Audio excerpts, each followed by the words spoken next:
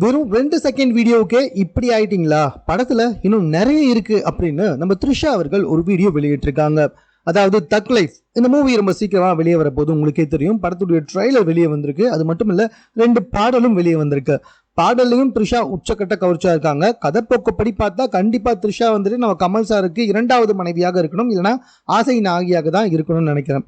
படத்துல வந்துட்டு நம்ம கமலஹாசன், சிம்பு, த்ரிஷா மற்றும் அபிராமி, இயக்குனர் மணிரத்னம், இசைக்கு வந்து நம்ம ஏஆர் ரஹ்மான் சொல்லிட்டு பெரிய பெரிய ஜாம்பவான்கள் தான் படம் முழுக்க நிறைஞ்சிருக்காங்க.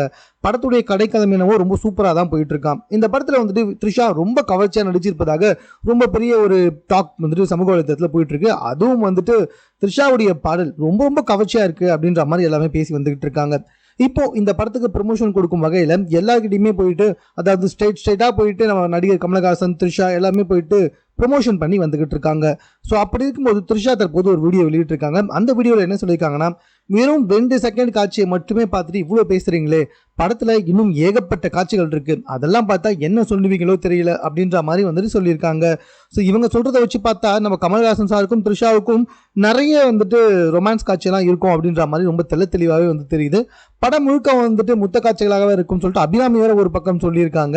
இதுக்காக வந்துட்டு விருமாண்டி படத்திலே ட்ரையல்லாம் பார்த்துட்டோம் அப்படின்னு வேற பேசியிருக்காங்க. ஸோ எல்லாத்தையும் கூட்டி கழிச்சு பார்த்தா நம்மளுடைய த்ரிஷா மற்றும் கமலஹாசன் 2 பேருக்குமே வந்துட்டு ரொமான்ஸ் காட்சிகள் அதிகமாக இருக்கும் அப்படின்றது பச்சையாகவே தெரியுது. மேலும் அபிராமி மற்றும் கமலஹாசனுக்கும் நிறைய முத்த காட்சிகள் இருக்கும் அப்படின்னும் நல்லாவே தெரியுதுங்க. ஸோ நிறைய ஆக்ஷன், நிறைய ரொமான்ஸ், நிறைய பாடல் அப்படி இப்படின்னு சொல்லிட்டு இந்த படமே வந்துட்டு வேறு லெவலில் இருக்கும் அப்படின்ற மாதிரி தான் த்ரிஷா சொல்லியிருக்காங்க. வெயிட் பண்ணி பார்க்கலாம். எல்லாருமே இந்த படத்தை பார்க்கறதுக்கு ரொம்ப ஆவலாக தான் வந்துகிட்டு இருக்காங்க. இது சம்பந்தமாக உங்கள் கருத்து என்ன அப்படின்றத நீங்கள் கமெண்ட்டில் தெரியப்படுத்துங்க. மேலும் இது போன்ற செய்திகளுடன் கூட தெரிந்து கொள்வதற்கு நம்ம சென்னை சேனலை சப்ஸ்கிரைப் பண்ணுங்க.